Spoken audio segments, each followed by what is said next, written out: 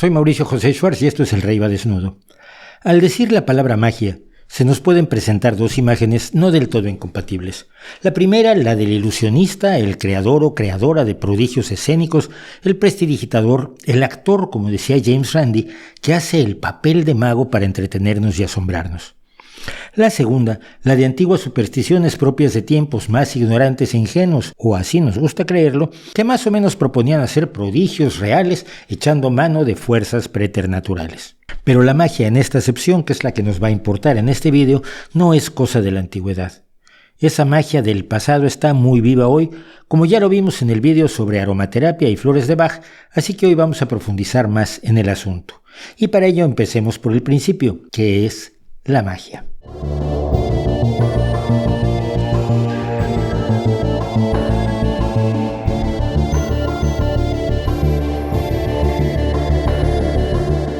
La primera definición que encontramos en Internet nos dice que la magia es el poder de influir en los acontecimientos utilizando fuerzas misteriosas o sobrenaturales.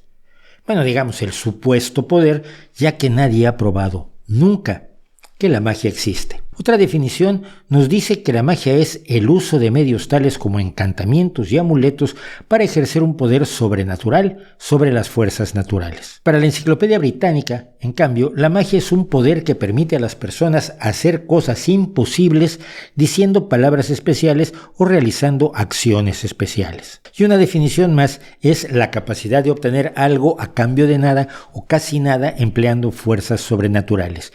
Mínimo esfuerzo, máximos logros y la multiplicación del asunto se da por magia. Y una última definición. Magia es la creencia y prácticas que buscan producir resultados sobrenaturales mediante rituales, conjuros, invocaciones, amuletos, etc. Unidas todas estas definiciones nos dan una idea más o menos clara de que la magia permite o permitiría, si existiera, incidir en la naturaleza a través de poderes sobrenaturales. Y aquí vamos a ponernos de acuerdo para efectos de este video que sobrenatural es algo que está más allá de las leyes del universo físico, que actúa fuera de sus límites, que está más allá de la materia, la energía y el espacio-tiempo tal como los conocemos. No es extraño que para las sociedades humanas que no conocían casi nada del funcionamiento del mundo natural y material, todo parecía sobrenatural o por lo menos tener tintes o trasfondos sobrenaturales y por tanto la forma de operar sobre el mundo en esas sociedades, sobre todo de operar sobre fuerzas que se intuían, imaginaban o fantaseaban, era tratar de dominar lo sobrenatural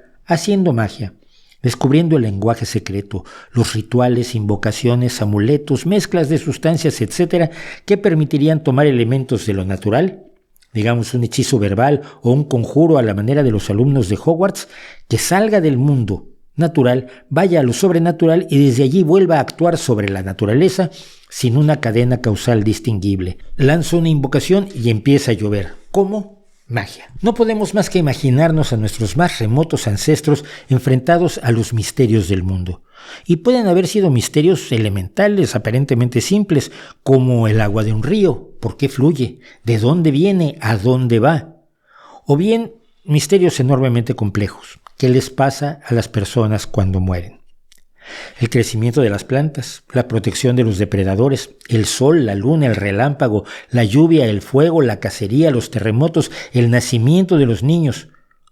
Muy probablemente nada o casi nada de ello entraba en el reino de lo absolutamente natural.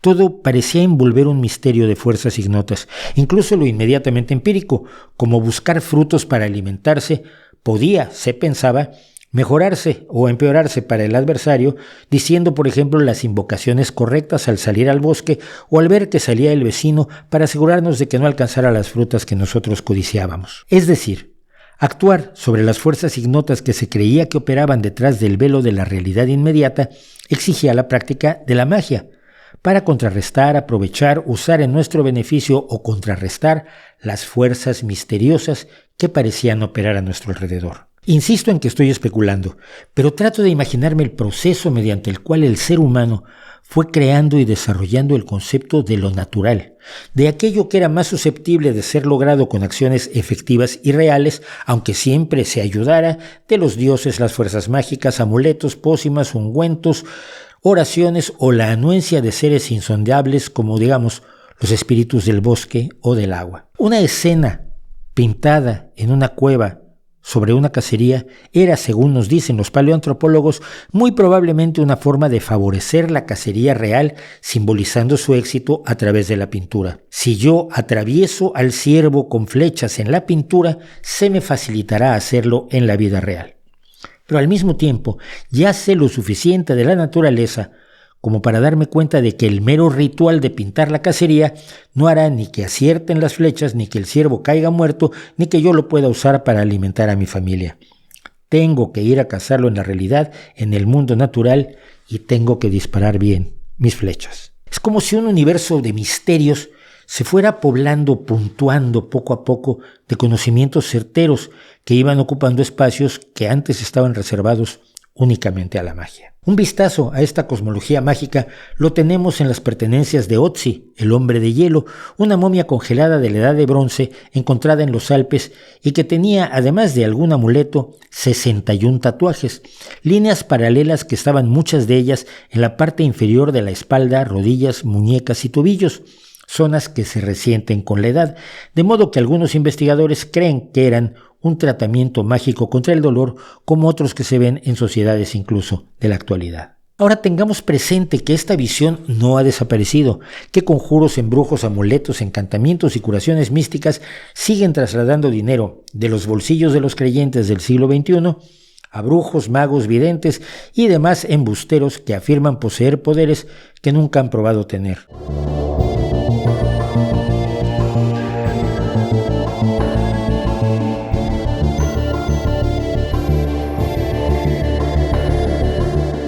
Aunque diversos autores enuncian diferencias entre la magia y la religión, cuando uno lee a esos autores, las diferencias parecen básicamente artificiales y deseosas de salvar a la religión de una comparación desagradable. Por ejemplo, una de las diferencias que se encuentran frecuentemente en estos textos es que la religión es un fenómeno social y la magia es un acto individual. Pero, de nuevo, esto parece muy endeble. No es difícil encontrar la expresión individual de la religión, practicada incluso en contra de una sociedad de creencias distintas, o cuando uno se pierde en el bosque e invoca a su deidad. Y tampoco es difícil encontrar una dimensión social en muchos rituales mágicos de sociedades menos desarrolladas, o incluso en las invocaciones colectivas que hoy se hacen en el vudú o en la santería. No parece haber motivos para no decir que la religión es una forma de magia. Una forma más ritualizada, con una organización más elaborada, con una jerarquía más rígida en algunos casos, pero siempre teniendo presente que hay organizaciones mágicas complejas y jerárquicas, como decíamos, la santería cubana. Finalmente, magia y religión buscan alcanzar objetivos del mundo real por medios sobrenaturales. Una invocación mágica para aprobar el examen de alemán y una fervorosa oración en el autobús camino al lugar del examen son exactamente lo mismo. Una misa o una ceremonia de oración musulmana o judía son indistinguibles de una ceremonia colectiva de solsticio para homenajear al sol y garantizarse un año venturoso.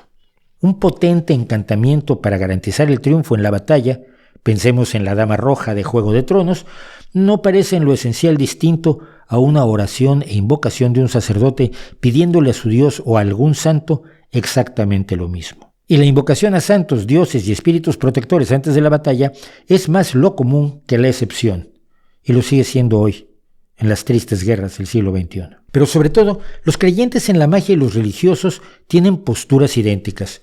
Consideran que la realidad a su alrededor es insuficiente, que debe haber algo más y que hay fuerzas, seres, poderes, influencias y cadenas causales más allá del mundo físico y aburrido. Lo sobrenatural que nunca pueden explicar ni demostrar que existe, pero en el que creen fervorosamente. Un crucifijo no es sino un amuleto mágico, un elemento sobrenatural de protección, como lo es el símbolo mágico de persinarse, el agua bendita que tiene poderes contra el demonio y los vampiros, o las mezuzá judías, ese pequeño pergamino con palabras del Deuteronomio que va dentro de una cajita que se pone en la puerta, o idealmente en todas las puertas de la casa, según los judíos ortodoxos, siguiendo un ritual determinado. Muchos creen que no tener la mezuzá en su casa es de mala suerte, hoy, en el siglo XXI.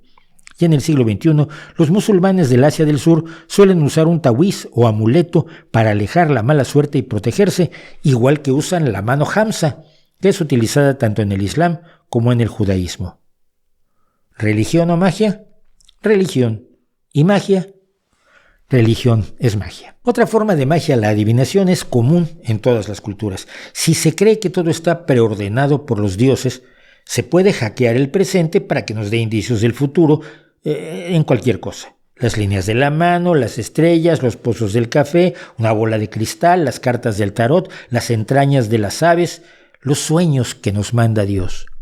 El mundo rebosa indicios de cómo será el futuro, nos dicen religiosos y magos, si uno consigue leerlo y decodificarlo, ya sea en su calidad de adivino corriente o como respetado profeta bíblico. ¿Y qué es la brujería contra la que la Biblia proviene a sus creyentes tan intensamente que en Éxodo 22:17 ordena «no dejarás vivir a la hechicera»?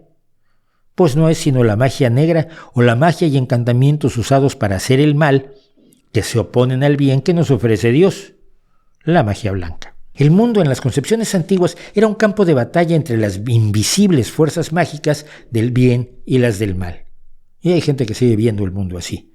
No por nada en el antiguo Egipto encontramos también que los amuletos fungían como elementos mágicos para proteger contra el mal, las enfermedades y el peligro. Pero el dios de la magia, Heka, era invocado por otros dioses, ya fuera para que les ayudara a hacer el bien o para que les ayudara a hacer el mal. También ya en el Código de Hammurabi, el ordenamiento legal más antiguo de la historia, hay penas para quien lance encantamientos contra otra persona, e incluso se establece ya la prueba del agua para quien haya sido acusado de brujo o hechicero. Una prueba del agua que luego se haría distinta, por cierto, por parte de la Inquisición y los perseguidores de brujas en el mundo protestante. Se lanzaba al acusado al río. Si moría, pues era culpable, y si salvaba, era inocente y se mataba a su acusador. Quizás esto también ayudaba a evitar acusaciones frívolas.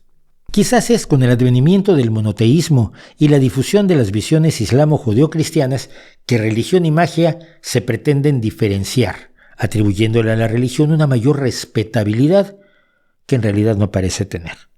Pero la propia palabra magia proviene de una religión. Viene del griego magoi, que se refiere a una tribu de medos persas y a su religión, el zoroastrianismo, curiosamente también un monoteísmo originario. Así que, salvo por matices, magia es religión y religión es magia. Y magia y religión lo fueron todo en las sociedades humanas, o casi todo, hasta que empezaron a verse desplazados por el conocimiento real del mundo.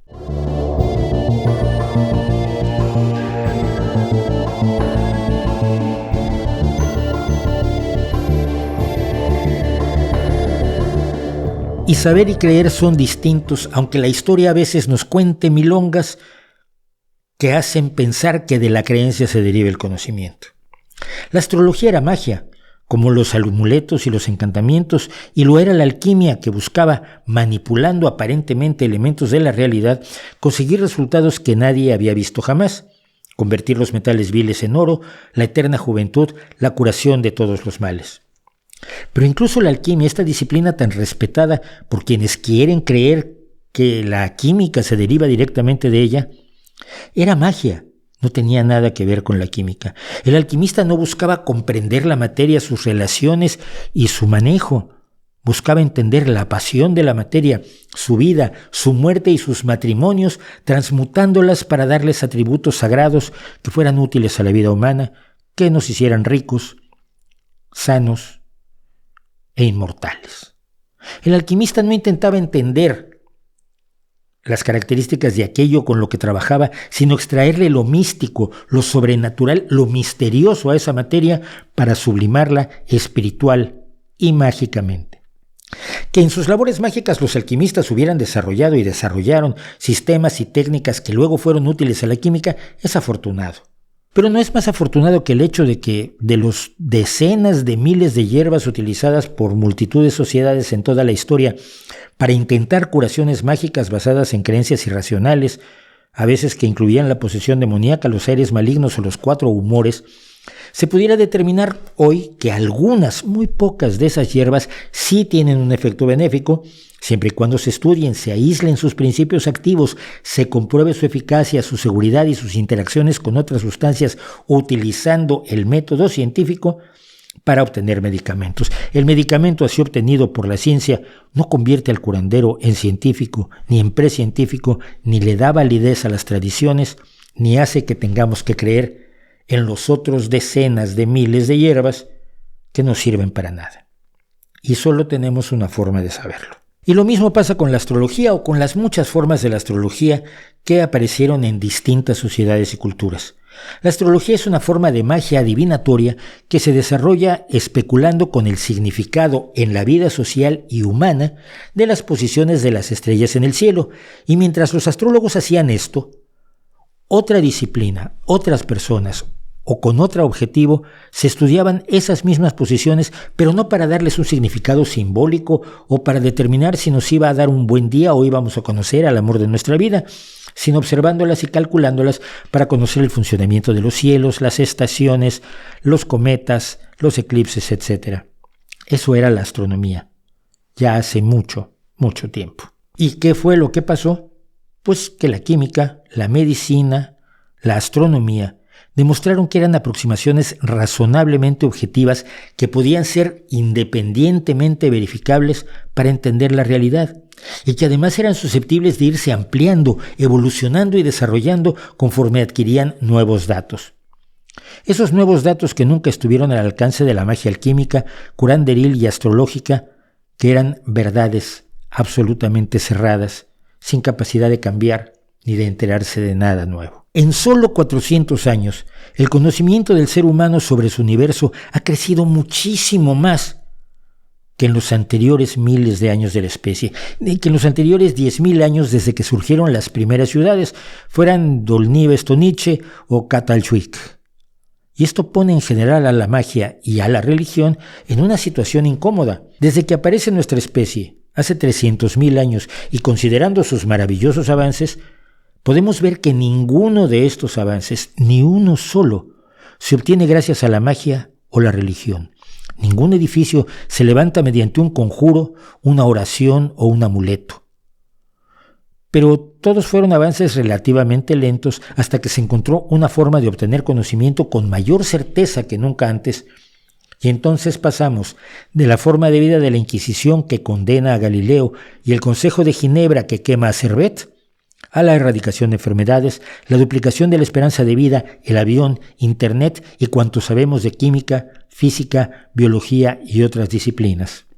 Llegamos a que usted me pueda ver hoy desde cualquier lugar del mundo contando esta apasionante historia. Por más que buena parte de la filosofía, especialmente en el relativismo posmoderno, por llamarle de modo que entendemos todos, se empeña en afirmar que la ciencia no es más que una opinión, una forma de ver el mundo tan válida como las de todas las visiones mágicas de la historia, no más relevante que cualquier superstición, la realidad es que a la mayoría de la gente normal le resulta bastante claro que la ciencia ha conseguido cosas que la magia y la religión y la filosofía solo pueden prometer. La ciencia consigue volar, las alfombras mágicas no.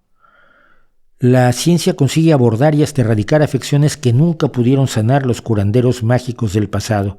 Consigue multiplicar las cosechas como no lo hizo ningún encantamiento o ninguna visión relativista filosófica. Consigue convertir la energía del agua, del viento, del sol o del átomo en electricidad, con todo lo que ello comporta. Consigue comprender las relaciones de los seres vivos en el concierto ecológico, y eso pues le da prestigio, quieran o no, magos, religiosos y filósofos, entre la gente más o menos normal. Al mismo tiempo que es claro que la ciencia tiene ese prestigio, la magia, incluida la religión y la filosofía, se ocupan de generar una importante desconfianza hacia la ciencia y hacia su disciplina de aplicación práctica, la tecnología. Así que la magia, el pensamiento mágico, se ve ante el hecho de que la ciencia tiene prestigio y convendría tener parte de ese prestigio y disfrazarse un poco como ella, pero no tanto que se vea obligada a usar los métodos de la ciencia o a demostrar las afirmaciones que se va sacando de la manga.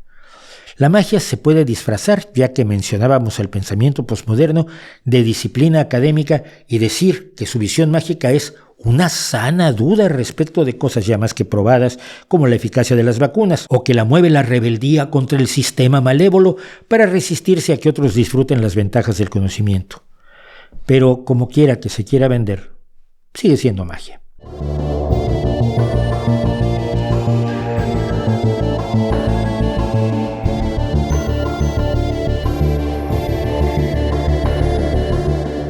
Cuando nos hablan, por ejemplo, de terapias presuntamente alternativas, de monstruos que acechan por lugares poco habitados, de poderes asombrosos y no explotados, de energías y fantasmas y psicofonías, evidencia y comunicación con espíritus, y ouija y exorcismos y reencarnación, y ovnis y médiums y adivinación, y todo lo que se supone que corresponde al mundo del misterio, de lo alternativo, estamos hablando de magia y solamente de magia. Cuando nos dicen que la realidad objetiva no existe, que es creada con el discurso, que la experiencia vivida de una persona es más valiosa que el conocimiento científico, que la opinión y la ignorancia tienen la misma categoría que el saber, estamos hablando de magia. Cuando una persona en su experiencia vivida se cura, pero muere de la enfermedad de la que no se curó, la realidad nos dice que estaba pensando en términos de magia. A veces es magia con el disfraz de la ciencia, como pseudociencia, o a veces con otros disfraces. Pero vamos a hacer un repaso de su funcionamiento. Decíamos que la definición de magia implica principalmente el acudir a lo sobrenatural, lo que está más allá de las leyes de la naturaleza y del universo que conocemos. Así, por ejemplo, digamos, el tarot puede predecir el futuro o descubrir rasgos de la personalidad de un individuo. Para que lo hiciera, habría que suponer un vínculo mágico sobrenatural entre la persona y las cartas, una esencia, un poder, una energía mística, como dicen los vendehumos, que se transfiere a las cartas mágicamente cuando la persona las manipula, o a veces simplemente porque la persona está frente a quien tira las cartas. Y esa influencia cambia sin que nadie lo vea el orden de la baraja. Magia. Y por tanto, al ser descubiertas las cartas en la mesa, van transmitiendo el mensaje que puede leer el tarotirador o tarotimador. ¿Cómo se sabe cuál es el mensaje? Hombre, pues porque el tarotista lo ha aprendido. ¿Y cómo lo supieron las personas que se lo enseñaron? Pues se lo inventaron. O lo aprendieron de otros. O lo descubrieron mediante la magia que no descubre nada. ¿Podemos comunicarnos sin medios físicos? Los médiums y otros espiritistas dicen que sí, y para ello echan mano incluso de explicaciones de emisiones similares a las de radio de una mente a otra, o de la existencia en planos del multiverso, lo oyeron un día y les gustó, donde los espíritus de los muertos juegan al ping-pong esperando que un personaje con pocas ganas de trabajar se ponga en contacto con ellos, poniendo los ojitos en blanco. ¿Estás allí, María Luisa?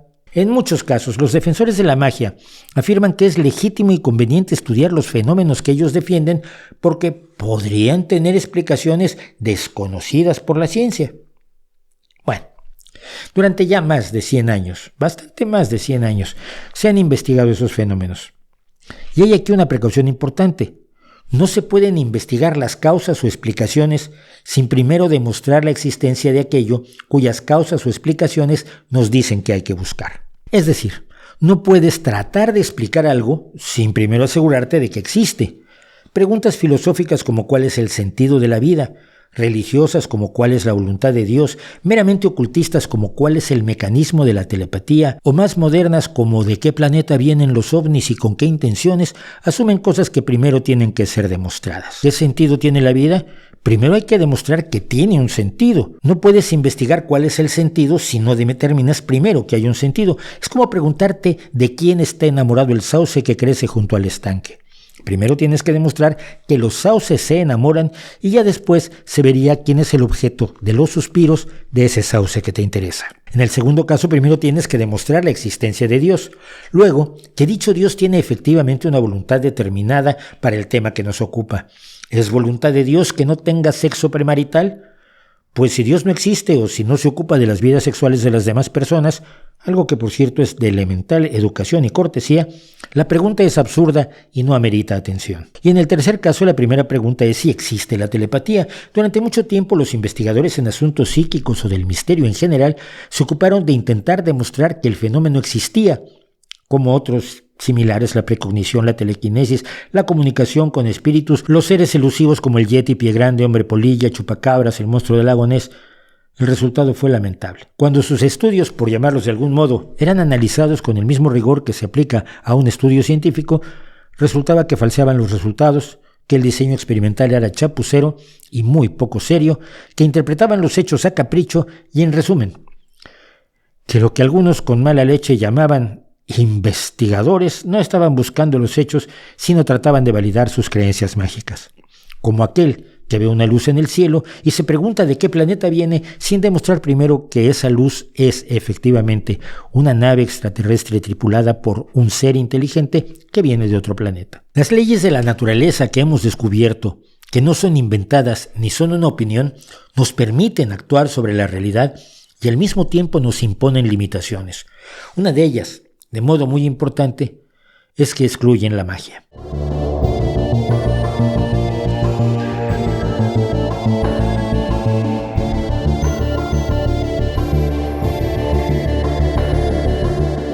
Decíamos que los nuevos magos, todos los nuevos magos, incluidos filósofos y religiosos, caminan sobre una delgada línea. Saben que la ciencia tiene un prestigio bien ganado por su capacidad de explicar el universo y quieren tener parte de ese prestigio. Pero por otro lado, tienen la necesidad de negar a la ciencia y aprovechar la proclividad humana al pensamiento mágico, a las falacias, a los sesgos cognitivos, a todo eso que nos lleva a sacar conclusiones erróneas sobre bases endebles, y además tienen la necesidad enorme de explotar la desconfianza hacia la ciencia que se promueve desde muchas trincheras. Y no porque la ciencia no tenga problemas, sino porque esos problemas no son de los que hablan quienes desconfían de la ciencia. La solución, fingirse parte de la ciencia. Pero la parte rebelde, la parte disconforme, la parte revolucionaria y disidente, perseguida, por supuesto, por la ciencia oficial, que no existe. Pero esto no importa. Actúan como si existiera y acaban convenciendo a muchas personas de que existe. Ellos son los buenos prometeos que quieren llevarle a la humanidad el verdadero conocimiento, y para ellos se enfrentan a los malvados que quieren conservar ese verdadero conocimiento para ellos, que lo ocultan en cajas fuertes en enormes campamentos militares y bóvedas subterráneas como las que se pueden ver en Los Hombres de Negro. Esto les permite tomar palabras de la ciencia y utilizarlas como coartadas. Lo cuántico, holístico, energía, vibraciones, radiónica, mecánica, neutrones, frecuencias, palabras que además se mezclan alegremente: sanación de frecuencias cuánticas, meditación de vibración cuántica, terapia sonora de armonización. ¿En serio? Y hay cosas peores. A esto es a lo que se llama pseudociencia. Pero no olviden nunca que cuando se habla de pseudociencia, se está hablando de magia. La magia no puede explicar la cadena causal que lleva de una acción a su consecuencia. Tiene que pasar forzosamente por el espacio de lo sobrenatural, como en el ejemplo del tarot. Cuando una persona dice que puede encontrar agua con un palito, algo relativamente sencillo, casi en todos lados hay agua subterránea, lo importante es a qué profundidad, lo que no nos puede decir es cuál es la relación entre la existencia de agua a 100 metros de la superficie y lo que él sienta o que se mueva el palito. Se requiere la intermediación de la magia, de lo sobrenatural, para conectarlos. Lo mismo pasa con la homeopatía. No solo no hay pruebas de su capacidad curativa, sino que las explicaciones que propone siempre pasan por un espacio mágico, un espacio en el que no se necesita la explicación de la fisiología, la química, la farmacodinámica y todas las disciplinas que nos ayudan a entender cómo el consumo de una sustancia afecta o impacta algún proceso de nuestro cuerpo o algún proceso patológico. ¿Qué interacciones hay? ¿Qué hormonas, enzimas, productos metabólicos se ven afectados mediante qué reacciones? Para que, por ejemplo, la insulina indique a las células del cuerpo que usen el azúcar como fuente de energía e indicarle al hígado que almacene el resto. No hay pruebas de que exista el efecto curativo de la homeopatía o de alguna de sus primas, de la acupuntura, de la quiropráctica o de cualquier otra terapia presuntamente alternativa, incapaz de probar sus efectos y mucho menos de explicar las causas que van de una acción, como pasarle las manos sin tocar sobre el vientre de una persona, y la curación del cáncer que se supone que le están ofreciendo. Que eso es el Reiki, que no cura nada más que la necesidad de ingresos del maestro Reiki y al final deja a la gente muriendo de cáncer. Pero todos los días nos venden magia. Nos venden magia en política cuando te dicen que van a aumentar los servicios a la población y al mismo tiempo van a reducir los impuestos.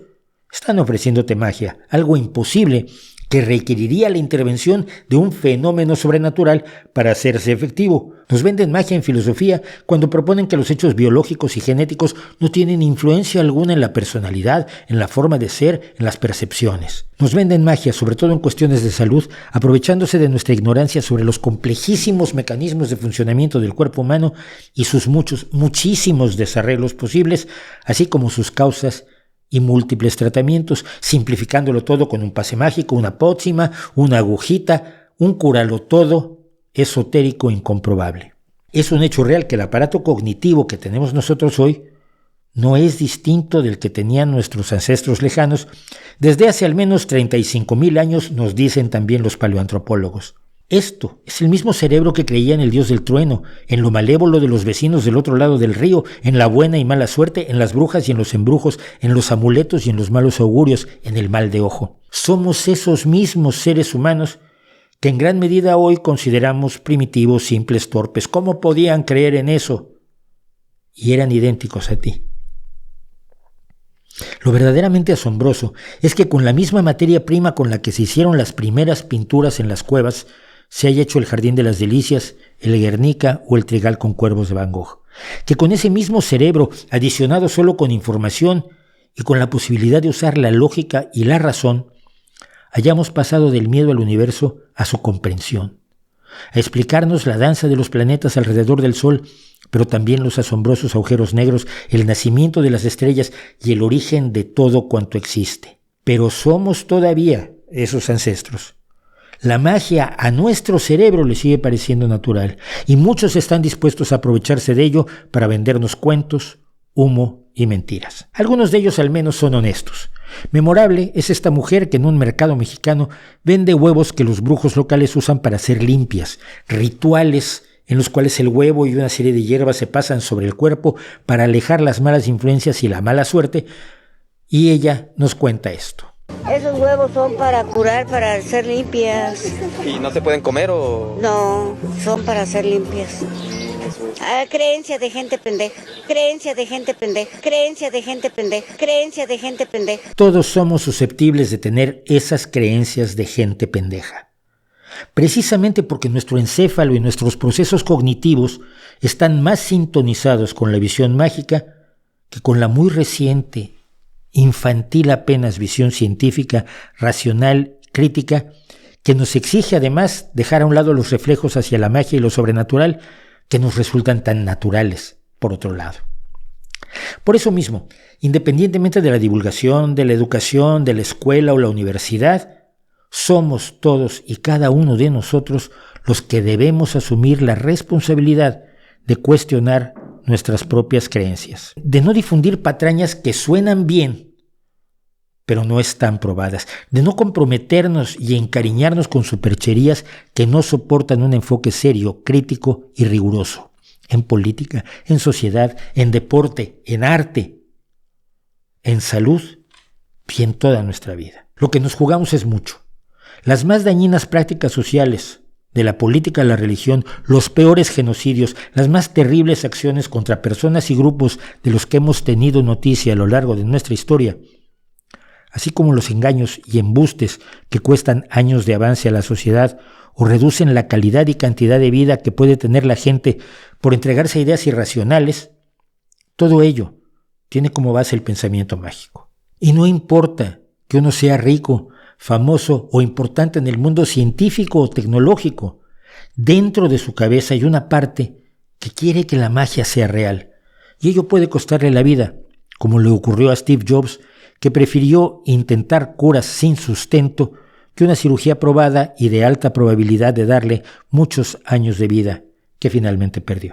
Si no luchamos contra el pensamiento mágico a nuestro alrededor, en todos los terrenos y dentro de nosotros, con todo el rigor, nos estamos arriesgando como individuos y como sociedad a renunciar a grandes logros, a volver al pasado y a cometer el gravísimo error de entregarnos una vez más a lo que no son sino creencia de gente pendeja. ¿No cree usted?